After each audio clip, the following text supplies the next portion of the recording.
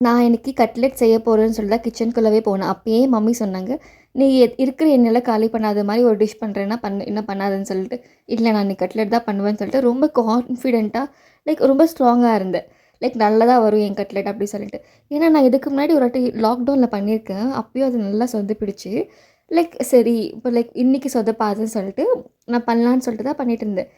எனக்கு ரொம்ப கான்ஃபிடென்ட் எப்படின்னா, என் கட்லெட் நல்லா தான் வரும்ன்னு சொல்லிட்டு அந்த எண்ணெயில போடுறதுக்கு முன்னாடி வரைக்கும். சரி சொல்லிட்டு எண்ணெயில போடுறதுக்கு ஒரு ஸ்டார்ட்டிங் ஒரு 2 போட்டிருப்பேன்ல, அது நல்லா இருந்துச்சு. அதுக்கப்புறம் தான் என் மனசே உடைஞ்சு போன மாரி, அந்த கட்லெட் எல்லாம் பிச்சு பிச்சுன்னு போயிடுச்சா, எனக்கு ரொம்ப பெஜாராயிடுச்சு.